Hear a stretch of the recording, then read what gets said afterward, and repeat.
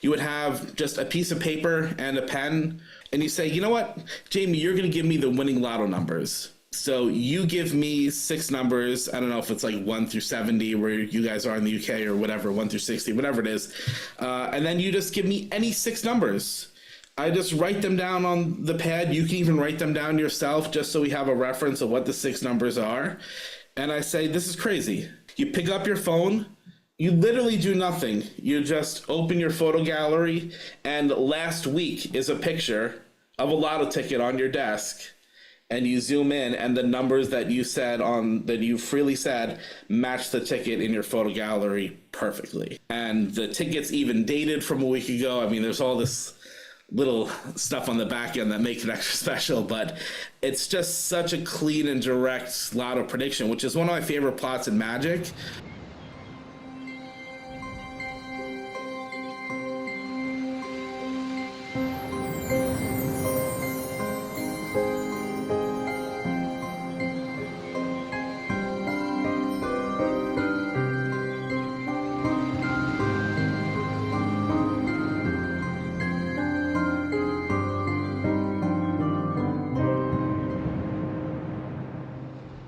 Hello and welcome to another episode of Desert Island Tricks. Another guest is waiting to be whisked away to his desert island. Now this guest has some heavy hitters. In fact, he's become a name synonymous with phone magic and clever, quirky card tricks and quite literally everything. He sort of has his fingers in a lot of pies. But whenever he comes out with a trick, it's always really fun, really clever. In particular, there was a phone trick that came out last year, I think, that was just phenomenal, and I still don't know how he came up with it. I know that you're going to love it. He is, at the time of recording, our first American guest as well, so I'm really excited to see if there are any differences in the sort of tricks that we perform overseas, obviously, because we have different markets, so it's going to be really good. Of course, you would have seen the title by now. You know who this man is. This is the incredible David Jonathan. Hello, David. Jamie, it's great to be here. I'm your first international guest. I mean, what an American audience. We're expanding our reaches here. I know. No pressure, David. No pressure. Yeah, right. For those who have never joined us before, and this is your first time on this podcast, we are about to whisk David away to an imaginary island. On the island, he's allowed to take with him 8 tricks, 1 book, and 1 non-magic item that he uses for magic. Particulars: where the island is, how big it is, who's there, if he's going to perform to anyone, all that good stuff. It's all within David's imagination, so we don't really mind how it's going to pan out.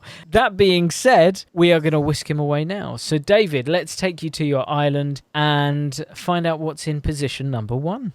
So can I throw out some honorable mentions first? I kind of took the concept maybe a little bit too literal, but I'm thinking that, like, if these are tricks you bring with you, that they're sort of prop based or have a prop. So in other words, like an impromptu card trick, we have millions of those up in our heads. So I didn't want to use that on the list here. So I did have a couple of just tricks that are sort of impromptu by nature. So the first one, these are 2 card tricks. Are you familiar with Harmony from Louis Laval? So he did re-release this through Illusionist under the name Resonance a few years after the fact. But this was on Paint the Roses Red, which was like his first DVD that was released many years ago, I think in the first iteration of the 1914. And it is such an incredible card trick. So basically you have a deck of cards and you can display it in many ways you want, but it's typically like a pseudo memory demonstration. So you hand to the spectator, they riffle shuffle the deck genuinely twice, they cut the deck, so it's in a completely shuffled order, and you would then so the main version is you would say, okay, I'm gonna scan the deck like for 1 second and just remember all the positions of a suit. I have a way of doing it where any suit can be named, so if anyone's listening, I don't want to expose method here, but reach out to me and I'll be happy to share that with you. So they name any suit, and they just start dealing from face down deck, face up till the first card of that suit appears, and you can recite the rest of the order of that suit that will appear in the deck. So, for example, you see the six of hearts, and you say, okay, the next one's going to be, the jack of hearts. And that might be 5, 6 cards later down the deck, and it's there. After the jack was the, seven. Yeah, they deal maybe 2, 3 cards later is the seven. And you go through the entire deck as this incredible memory demonstration. And what's so good for magicians is the one thing that you would think of is there's something on the back, not exposed method, but there's no markings. There's nothing. It's just such a clever method and a really, really fun trick, and it really does look as legit as it gets. So that gets an honorable mention from me, and I urge you guys to check it out. And then the other one, honorable mention, there are going to be a couple on here from myself. I can't help it. I do perform a lot of my own material, so pardon the bias. But my effect threesome, if you're familiar with that one as well, that would make, just because it's an impromptu you from any shuffle deck in use type effect. So basically, shuffle out the cards handed to you. Any card is selected. It is then lost and genuinely shuffled into the deck. You have 3 cards freely selected. You add up the sum of those 3 cards. You get a number. They count down the deck to that number, and their original selection is there. And it is completely impromptu, and every single one of those choices is a complete free choice. The method is really, really cool. It's one of those tricks. I'm not going to expose anything, but it uses math as a principle. But I sort of took the math and disguised it all so it looks invisible. So, I mean, some of the most fooling tricks rely on math as, sort of the back end, where it's one of those, that's so crazy. I don't know how that works, but they always look procedural, right? Like a math trick is clearly, I don't know how you did it, but somehow there's some crazy math thing going on because it looks that way.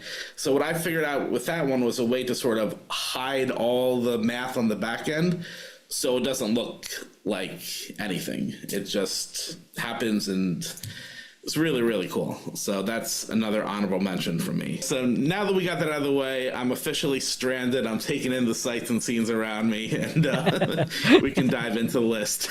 Amazing. What did you take in your first position? All right, so these are in no particular order. So first position is not number 1. These are just 8 in any order. So this will have been out by the time this goes live. So all I have to say is the king is back. So, of course, I'm talking about Extractor. Just as far as utilities go, I have said this before, I think it's one of the best card utilities of all time. Have other people mentioned this? So we've had 1 or 2, I think, yeah. But Okay. Now that we've got the return of it, I do think it will be a whole new generation of performers who get to use it and to experience it. That's what I'm excited for, too, because, this was a classic, but there's just been this whole new generation into Magic, especially since post-COVID, a lot of people took it up as a hobby, and I can't wait for them to see this, because this was it was groundbreaking then, and I think it's even still to this day groundbreaking when the new audiences see it. It's just impossible to have a card inserted into the middle of the deck, in the box, tucked away. To have complete control and access over that is it's just not possible. Yeah. So I really think that is one of the best utilities, and it's made so well. It's just, I can't say enough good things about it. And it's one of those things that really every magician should own. So, and there's so many uses for it too, which is one of the reasons why I made my list, is because it doesn't just do one routine. It's a true utility in every sense of the word, whereas you can do so much with it, and it's just ingenious. It's been quite interesting watching Pete Demet throughout Blackpool, and actually a few days ago we were at the Magic Circle convention, and there's a moment where you see, it's a bit like the any card at any number. When you get a really good any card at any number, magicians know where it's going, but the second that card's turned over, you see the disbelief in their face of, I know that this is going there, but it can't have already happened, and it can't be that clean. And that's what's been amazing watching Pete perform it, is there is a moment that you visibly see all of the tension on a magician's face just sort of dissipate when they relax and go, oh no, and everything sort of goes, oh, he's got me, but I don't know how he's got me. So yeah, even now, it really gets magicians hard, I think. Yeah, I mean, how could it not? It's just, it's literally just looks so impossible. It's just everything about it. It's so clever too. So yeah, I'm excited. At the time of filming now, it's about to be re-released. So I'm sure by the time we're here, it's already out there, and you guys will be singing its praises as well. I'm positive. Well, that is a heavy hitter in at number 1, so I'm even more intrigued to see where this is going. What's in your position 2? Yeah, as I said, these aren't in any order. Maybe that would be number 1 overall. I don't know, but so number 2 for me is I like a lot of things that are also kind of like in EDC, everyday carry nature, and one of those at the top of my list has to be Powerball 60 from Richard Sanders and Bill Abbott. So for anyone not familiar, these are, do you call them scratch-offs in the UK as well? Like we would call them scratch cards, yeah. Scratch cards, yeah. So scratch cards that hide a devious secret that, they can basically think of any number from 1 to 60, and the cards look so good. I mean, like, you would swear they were bought from a shop. Just every little detail you can scrutinize. The thought that went into little features built in there is so clever. But they pick any number 1 to 60. They look through the tickets. They find the winners and the losers. And you don't even have to look at the tickets or anything. You don't have to see any of the numbers. You know exactly what number they're thinking of. And there's loads else you can do with it as well. But it is just so strong. Organic gets thrown around a lot these days, but it really is organic because of the nature of the prop. And I just love it. It's one of those, again, another cliche, but pack small, plays big. But I mean, it really does check all those boxes. And that's been around for a while. And it's withheld the test of time, I would say. It's one that I'm surprised we've not had more of, because I remember when that first came out, there was such a huge buzz around it. And I mean, there's even been very similar versions of it which have been put into magic sets in the UK. So I remember when it came out, and it was just massively well received. And it was the idea of this principle that we all knew that was in Christmas crackers, which we have in the UK, and it was a very widely known method, suddenly became something that we could actually gig in the real world, that had this extra layer of deception to allow the dirty work to happen, and made it feel completely different, completely fresh, and completely new. So I'm so surprised we don't have this more on our list. Yeah, me too. I assumed that everyone would have said that, to be honest. But yeah, to your point there, I personally think it's the best use of this method that I've seen to date. And it's one of those methods that's kind of infiltrated the public a little bit, where they're like familiar with it because it was in the Christmas crackers and things you mentioned. But the way that it's used here and the way that it's hidden, even if someone were to be familiar with that method on a layperson side, I think it's completely invisible that they don't associate that with this trick, just because it's so ingeniously adapted to this, and with the lotto scratchers. And it's just such a classic. I mean, you look at Richard Sanders and Bill Abbott. I mean, any one of their releases can be on any one of these. They're just hit after hit after hit. But that's definitely one of, if not their best, in my personal opinion. Yep, absolutely excellent choice. One that hopefully we'll have more in the future, because it's a phenomenal effect. But that does bring us onto your 3rd position. So what's in your 3rd place?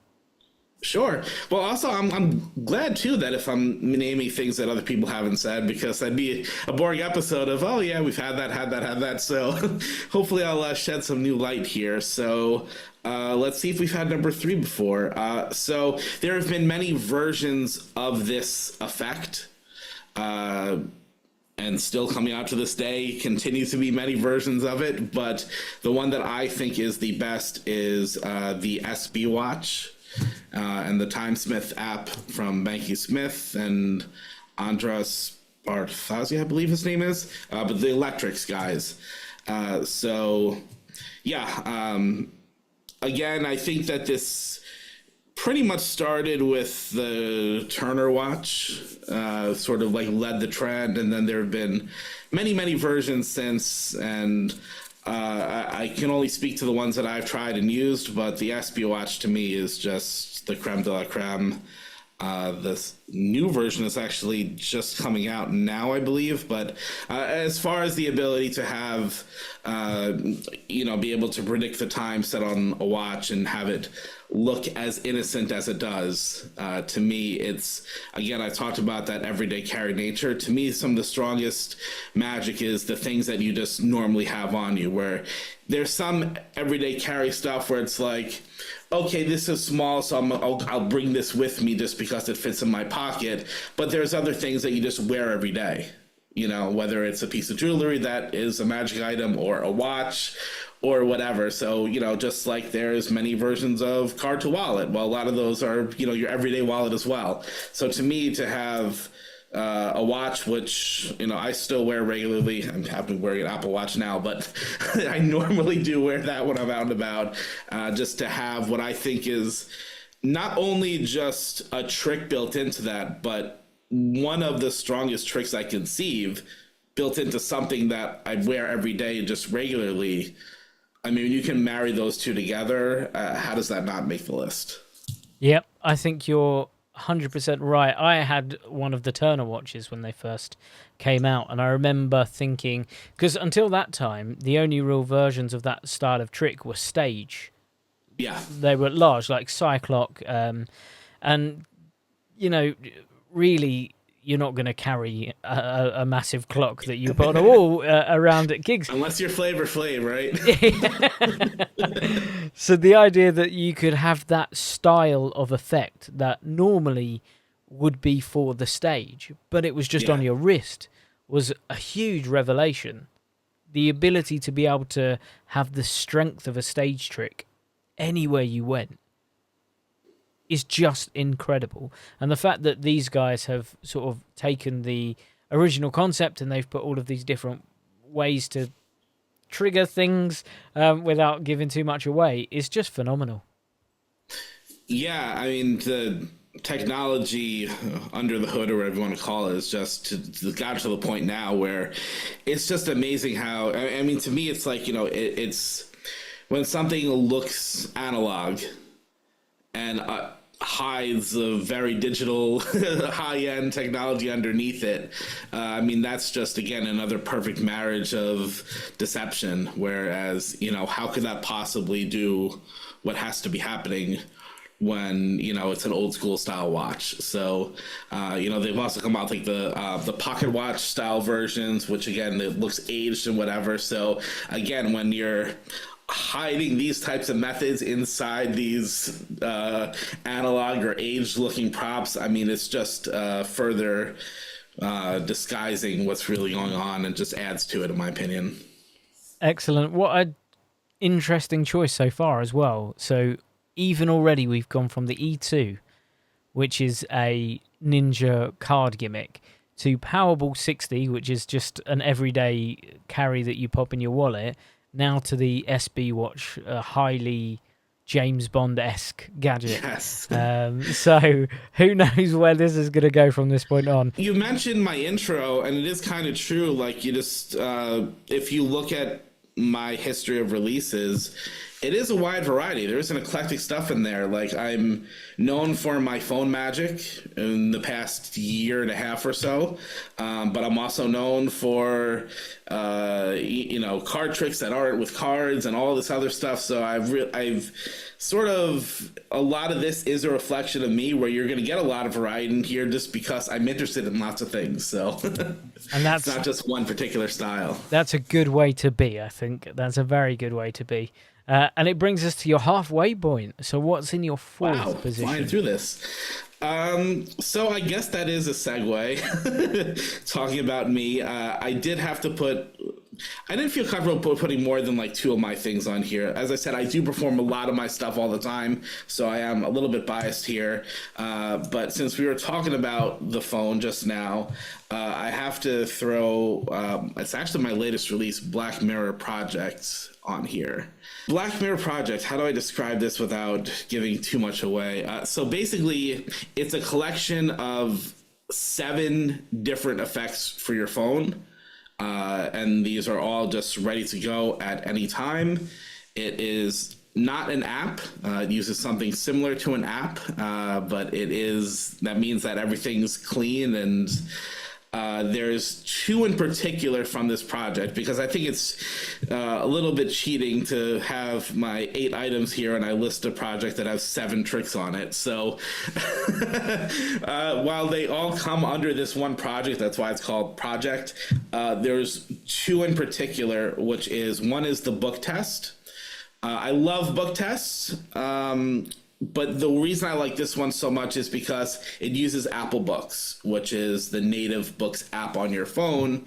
And basically what happens is, instead of normally if you were to do a book test with, you offer someone 5 books, it's, all right, here you go. And you hand them 5 books and then you can pick any one of them and then go through them. With this, you have 5 books in your want to read little section of the Apple Books app. You can say, hey, pick any one of these books. They pick one, you hand them the phone, they hold the phone face down, and they just start swiping back and forth to a random page. And whatever they like, they stop. You never take the phone back. Your back can be turned. And you say, just look at that first line of text. Find like a nice, interesting word. You got one? So they're not thinking of a word. Then they hand the phone to a friend. The friend takes it. They start swiping from that point, back and forth, face down, wherever they want. If they're happy, they then look. They find a nice, interesting word on the first line. They lock the phone. It gets placed away. You turn back around for the first time. You never retrieve the phone. You never ask them any questions. And just right there, you can look them directly in the eyes and reveal both words they're thinking of. And what's cool about this is you're clean throughout.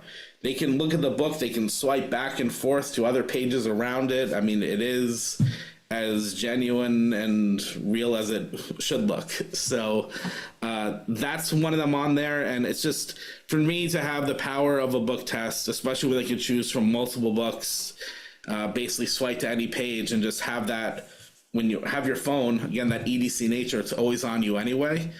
That's just such a strong effect that it's one that I do all the time, because why not? So that's on Black Mirror Project. And the other one that I'll just call out on there is the lotto prediction. I'm not sure if you've seen this, but basically you say that there's a few ways you can do this, but you would have just a piece of paper and a pen or a blank card, whatever you want to write on. And you say, you know what, Jamie, you're going to give me the winning lotto numbers. So you give me 6 numbers. I don't know if it's like 1 through 70 where you guys are in the UK, or whatever, 1 through 60, whatever it is. And then you just give me any 6 numbers. I just write them down on the pad. You can even write them down yourself, just so we have a reference of what the 6 numbers are. And I say, this is crazy. You pick up your phone. You literally do nothing. You just open your photo gallery, and last week is a picture of a lotto ticket on your desk. And you zoom in, and the numbers that you said that you freely said match the ticket in your photo gallery perfectly. And the ticket's even dated from a week ago. I mean, there's all this little stuff on the back end that make it extra special, but it's just such a clean and direct lotto prediction, which is one of my favorite plots in Magic, but it's just so easy to do, and it just seemed impossible. And what's going on in the back end is especially cool. I'm not going to dive into that, but it's literally, the input is done in 1 second, and it doesn't look like anything because you're really not doing anything. So those are on Black Mirror Project. Again, I don't want to hype up my own stuff too much, but it's stuff that I do perform all the time, and I couldn't not have that be on this list because it's just such strong effects, in my opinion. Yeah, both of those sound incredible. The book test in particular sounds super, super clean. It's one of those two. Again, we're not going to get into method here, but when you see what the method is, you can't help but laugh. because it's one of those, when I came up with it, I'm just like messing around and I'm like, this is so stupid. Like, this is unbelievably stupid. It's so dumb to the point where sometimes something can look to be so dumb that it transcends into genius. And this is one of those things where it's like, when you see what's actually going on exposed, you laugh because you just can't believe that that is the method. And then you think about it, you're like, wait, this is actually really clever. But the first time when I shared it with people, I'm like, well, this is what's going on. They're like, wait, what? I mean, you can't help but laugh. So it's one of those two. I'm sure I've intrigued people a lot more just by saying that. But it's so true. Again, it's so stupid that it transcends into genius. Amazing. That's one for me to explore then, I think, because that sounds superb. So I think you've got another customer from that one.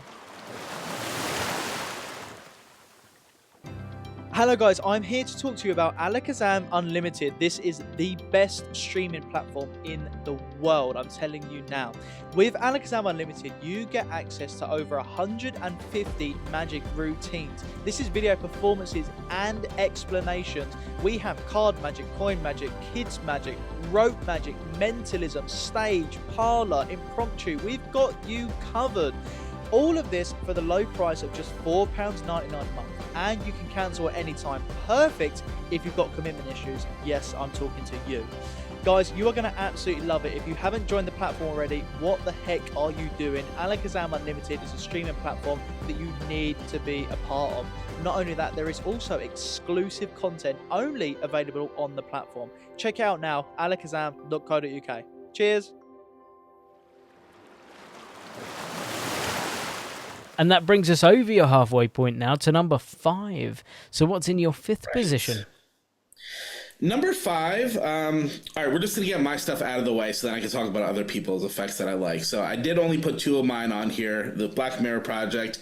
And the next one, I couldn't not, just because I'm a little bit biased because of how much work went into this. But, it's actually on here because it's not just me. If anyone knows me, it would be impossible to list 8 items without mentioning one other person. I'm sure you know who that is. So Nicholas Mavrasis finally makes the list with me for our effect premiere.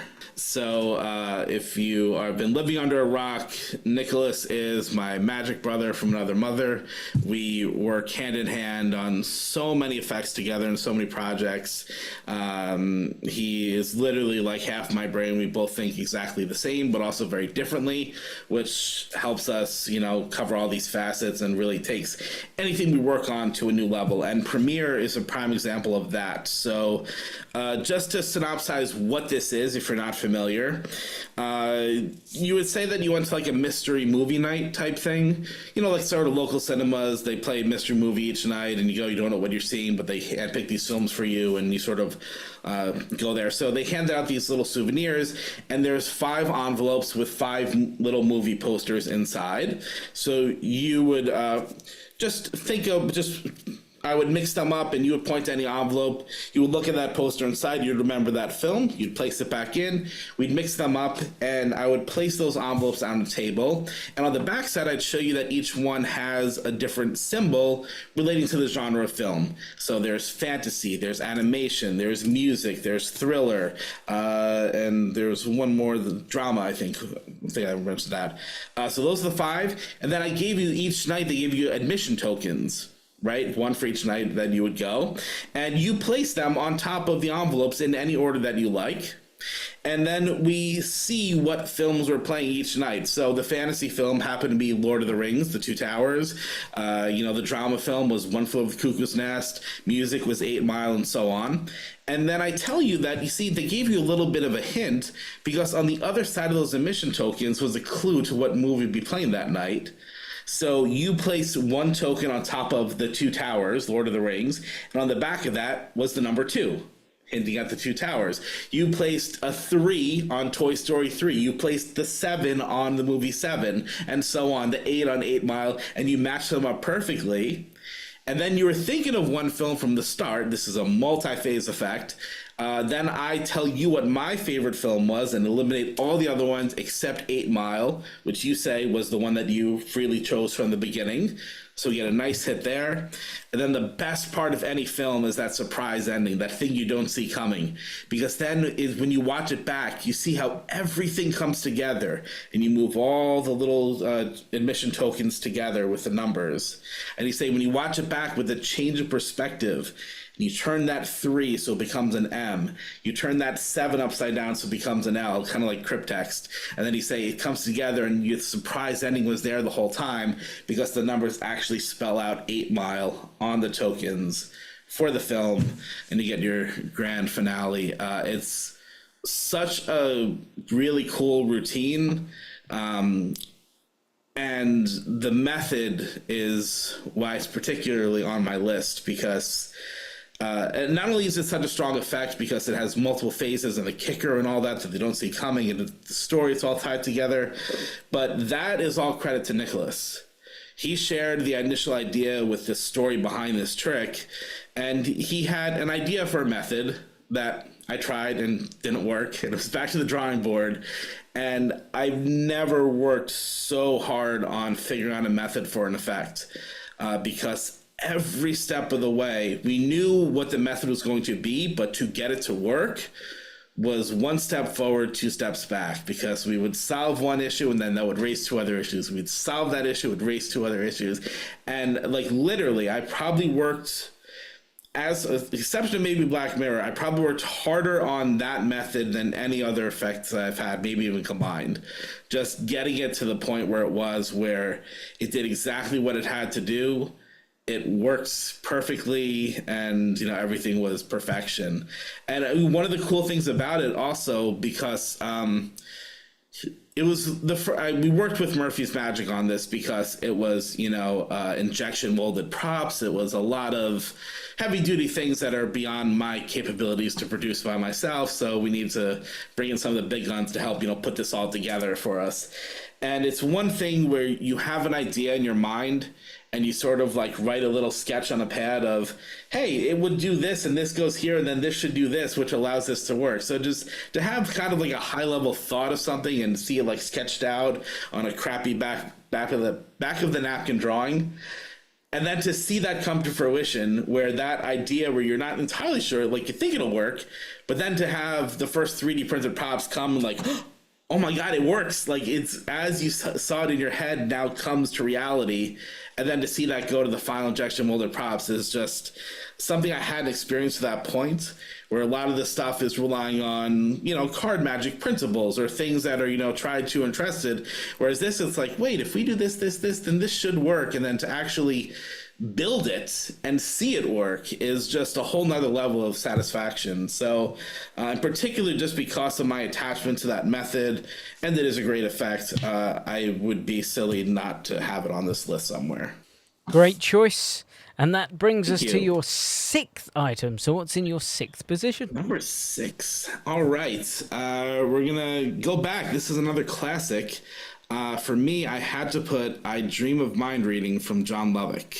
This is such a good effect. So it's from John Lovick, but I think it was popularized by Joshua J.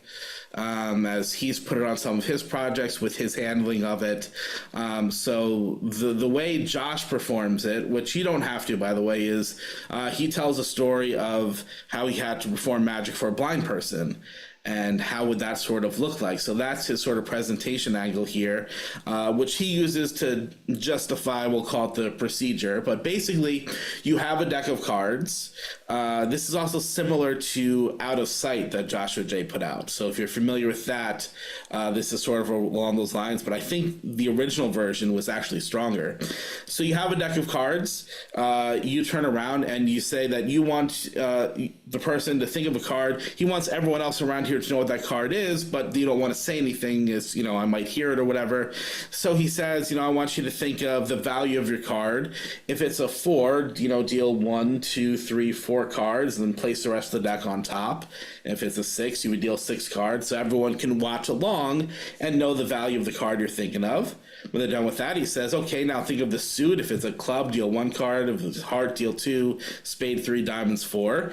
So everyone's watching, and he would deal, so let's say he did 6 for the value the first time, and then 1, 2, 3, clubs, hearts, spades, put it on top. So everyone knows that he's thinking of the 6 of spades, even though he never said a word, and all he did was just deal cards from the top of the deck. You with me? So now from there, you're able to pick up the cards, you turn back around, you go through the deck, and it just seems impossible, but you're able to pull up 1 card out of the deck, and so you're just thinking of 1 card right now. You never said anything out loud. Everyone knows what this card is except me. My back was turned, my eyes were closed, whatever it was. For the first time, the card you were thinking of was the 6 of spades. And they say, yes, you don't show the card, you're still showing the back. And he said, but this was something, in Josh's presentation for a blind person, something that only take place in your mind. That's why the cards didn't even need to exist. You turn that card around, it's blank. Then you show the rest of the deck. They were dealing with a blank deck the entire time. So there were never any cards in the deck. All this took place in their mind. So how you're able to divine the card and just this beautiful kicker ending of a deck that never existed, and how it ties to the presentation, because in the way Josh performs, I don't do it his way, but just to synopsize, he says if you're blind, the magic can only take place in your mind. So it's a nice callback to that at the end where you show that display. And I just think for a blank deck trick to have a kicker like that, where it's just one you don't see coming, and just makes it so impossible. There were never any cards, so how do you possibly know the card that I was thinking of? It's just such a beautiful, strong effect, and I think it's one that gets overlooked a little bit. So Joshua J released Out of Sight, which basically took that effect, but it produced the actual card in a blank deck at the end that they were thinking of. And I just think there's something about the nature of it just without producing the card, with it always all being blank, that just hits a little bit differently. And I like that different vibe to it, so that's why I had to include that on my list. Yeah, any trick with a blank deck is always going to affect an audience completely differently than a standard deck of cards. But the fact that the premise there is that you're still able to read their mind even though no cards existed, yeah, it's great. It's such a clever, interesting premise, I think, for a routine. It is, and the fact, too, that there's something about the psychology of they're dealing that blank deck the entire time, and they don't know that because there's no switches or anything. I mean, that is the deck that's been there from the start. So the fact that they sort of, it's the beginning of that process. They're holding a blank deck. There's something about them just holding that thing, not knowing what it is, and having that, it was in their hands the whole time, they never even knew, that I just think takes it to another level. Excellent choice. And that brings us onto the tail end of your 8 tricks. So we are now at number 7. Number 7 is from my buddy Jeff Prace. Again, different from everything else that I've said on here so far. But this has to be Monkey. So this is basically sort of classic of Magic, almost like the linking rings, but done on your keychain. So essentially you have your keys. I don't have it in front of me here, but you know how the keychain, the end of it that hooks onto your keys sort of has sometimes 3 little windows, or how would you describe it? The part that hooks onto your keychain has these little metal openings. It's I don't know how to describe the nature of it, but if you look up keys, not all of them just have the open, sort of window for to hook onto. Some of them have a few notches there. So you basically take that off your key, and you take the little the key ring, the little circular part that hooks onto your keychain, and you thread that onto one end of the key ring, or of the key, and you say that you're going to make this solid through solid. The metal's going to go through the metal as you're going to knock it through to the other side, and then you just wave your hands, and it's on the other side. And you say it's a joke. Obviously, I just turned the key, 180 degrees in my hand. I said if I can really do magic to get them to hold on to the end of the key, you hold on to that little circular key ring thing, and just right in front of their eyes, just right there, it goes through that metal bar and is now in the center opening of the key. and they're holding on to it. You just let go and they can immediately examine it. It is such a cool effect. It's the only downside is it's micro close up. Like the window of magic happens in that very small moment, but when it's a one-on-one piece where you do it, it's right in front of their face. They're holding on to it. It's right under their nose, and they just see that metal through metal just happen in what looks like real magic. And the fact that you just let go and they instantly examine it, they can try to move that ring back and forth. It's not moving at all. Is just so clever, and the way it's constructed is just pure genius.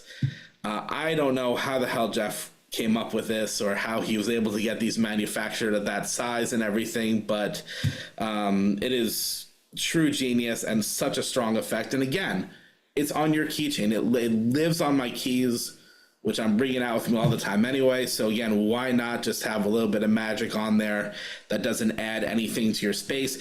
And it's not something I have to think about. It's just always on there ready to go. And is just, I can't say enough good things about it.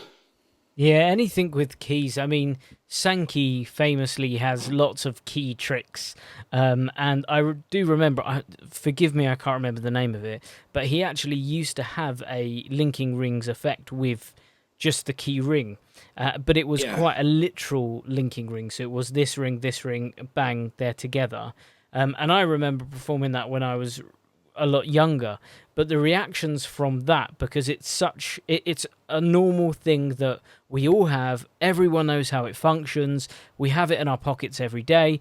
So a member of the audience who knows what this prop is, knows how it functions, knows its properties, to then do something impossible with that thing in front of them feels so much more organic because they know the properties of that item and they know how it functions. So, yeah, the idea of handing that key and then it coming straight off, amazing, absolutely incredible.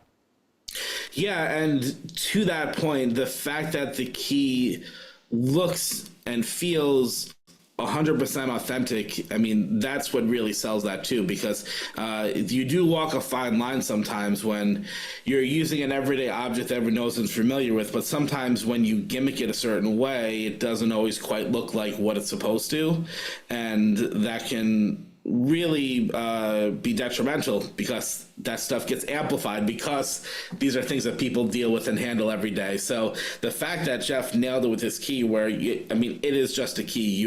If you handed it to me, you would never in a million years know that, oh my God, this is what it does inside. Are you kidding me? Like, it really is crazy. Monkey definitely deserves to be on the list. It's an engineering masterpiece. Amazing, great choice. And that brings us to your last effect. What's in your last position? Oh, I'm so sad we're at the end so soon here. Okay. Rounding out the 8 items is the 52-1 deck from Wayne Fox. This was the 52-1, not the 5221. He released it a couple times. So this was the most recent release of it. I just think this is such a strong trick. So yeah, I can't say enough good things about it. So the general effect is that you would spread out the deck of cards. You have someone think of a card. Literally just look and think of a card. You place the deck down in front of them, and they can cut directly to the card they thought of. I mean, that's when you say that premise, that's kind of a holy grail idea or concept. And the methodology, the way it works, I mean, he absolutely nailed it. So when he came out with the 5221, the original version of it, it was a different type of deck than it was gimmicked for the 52-1 deck. And I actually had the similar idea because I love the first effect so much, and I was like, oh, you can take this other popular deck and put that here. So I was kind of working on this same idea, and then he came out with it officially. I was like, oh, great. So I loved it that much that I went to work on it, say, how can I even I wanted to make this good. It's gonna be one I performed a lot. What an ingenious trick. What an incredible method, and I just can't say enough good things about it. I mean, as I said, it really is like a holy grail plot to me. And the genius of Wayne and David Penn to come up with all this together is just, he gets my highest recommendation. It's so strong. Very, very good choice. And that brings us on to our 2 curveball items. So we've got your book and your item now. Obviously, you had 8 tricks, but only 1 book. So what book did you go for? All right, so my book here, well, I'll make the card people happy again. So my book is, I have no clue why this sort of flew under the radar the way that it did, because I think this is one of the best Magic books to come out in decades, and I'm talking about, spoiler alert, from Ryan Matney. Ryan is just so good. I mean, if people aren't familiar with him, because he's somewhat underground. I mean, some people are probably familiar with him, but not to the level that he should be at for how good his stuff is. But if I were to compare anyone to him, it would be like John Bannon or Cameron Francis. If you like that style of card magic, you will love his work. And Bannon actually wrote the foreword to Spoiler Alert, so there you go. But he is just so clever, the way that he constructs his tricks. I mean, when you're creating magic, one of the goals to create a really good effect is to make an effect as deceptive but as streamlined as possible, where you want to cut out as much of the fat, and where you have the handling or any sleights or methodology that you have to do is sort of done in the most efficient way, where it's sort of setting up the next phase and you're just achieving all this in the most minimal way possible as far as like sleight of hand. You know, when you see an effect that's constructed really well, it's not because, oh, you have to do these 5 things to get to this point, then do this. It's just his magic is so elegant, and how the methods just flow perfectly into the revelations, and I just can't say enough good things about it. And it's packed with tricks. There are so many tricks in that book, and it's written in a very clear and concise way, where I don't like reading through books where, you know, it takes like 10 pages to learn an effect. There's just something daunting about me, because I have to sit through and like get through, like, oh man, it's just like mental prepare myself. Like, that's a lot for a card trick, you know, to get through. But everything's on just like a couple pages. It's just written in a concise way, kind of like his methods. Everything's streamlined, so is the writing. And I don't know why that book is not mentioned enough as it should be, because every time I read through it, when you get a book, let's put it this way, when you get a book and you look through, when you talk about value for the money, let's say there's like 3 or 4 tricks in there that you would perform. Like, that's still considered like a good value for the book. You know, yeah, there were 30 tricks in there, but there's 3 or 4 that I'm really going to do. But for, you know, $40, where you have tricks that sell for $40, to get 3 or 4 like routines that I'm going to add to my set or whatever, like, that's still good value. I mean, depending on who you are, some people might have more or less. But this, you want through, like, damn, I want to do that. Oh, that's good. I got to do that too. It just, like, every single one of these is so smart. So I've rambled a little bit on this one, but it's only because I'm like the only person singing its praises, it feels like. So I have to give a shout out to Spoiler Alert. Well, that's one that I get to put into my collection, because I do not have that one yet. So it's one that I can get hold of and have a read through it. It's so good. Yeah, I'm sure Andy, who's like the card master, Alakazam, I'm sure he will agree with my praise of it. But yeah, if you're into the John Bannon style of card magic, you're into Cameron Francis, those 2 names really feel synonymous with his style of magic. So if you're a fan of those guys, then you have no excuse not to check it out. Great, and both of those guys are great as well. But that does bring us on to your curveball item, the one that we genuinely have no clue where it's going to go. And again, this is going to be interesting to see, because you're overseas, whether you have something that maybe we don't have over here, or, you know, anything else. This could go in any direction. So what did you go for? So I was between 2 for this one. One of them kind of feels like it might be a cheat. Because if I say my phone, which is really what I would go to, it's almost like the phone does so much these days that it's like, of course. But obviously, if I'm stranded on an island, I'm going to call and ask for help. But let's assume I don't have service. But I mean, just one, the phone, just because it connects us with people, it's our way of communication. So just, if I'm traveling to be with my family or friends or keep in touch, there's that element of the standard. That's what a phone does. But also just all my magic is on there. As we've talked about in the past year and a half, I've become a tech magician apparently. So with 3 phone projects released and 2 more in the pipeline coming this year, I'd be silly not to have a phone on me because so much of my magic is now on that. But yeah, so it just kind of feels kind of like a little bit of a cop-out just because there's so much the phone does. So I had to say that, but just for bonus points, if I had to pick another item, because that's almost feels like a cheat code to me, it would be my PlayStation 5, assuming I also have a TV, just because I am an avid gamer, and that's something that I don't think that I could live without. A really diverse, interesting list as well. A couple on there, hopefully, that people haven't heard of before. Certainly, I'm going to be looking at spoiler alert. I think I can picture the front cover of it, though, which is strange considering I don't have it. But I'm looking forward to it. Black, yellow, and red, kind of like a spiral design. Yep, that's it. Yeah, that's the one. Great, excellent. So if people want to find out more about you, where can they go, David?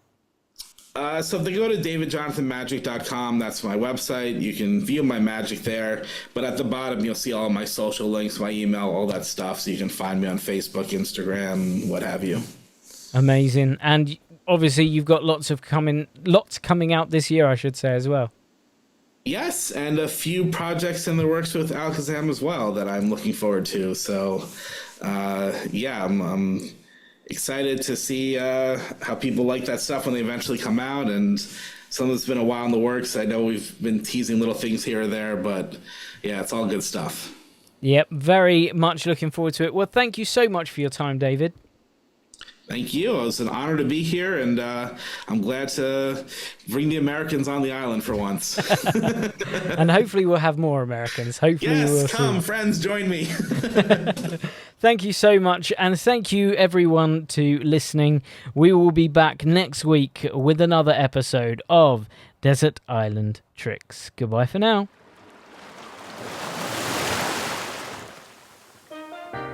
Hi, Peter Nardi here, and I really hope you enjoyed that podcast. I just wanted to let you know that Alakazam have their own app. You can download it from the App Store or the Google Play Store.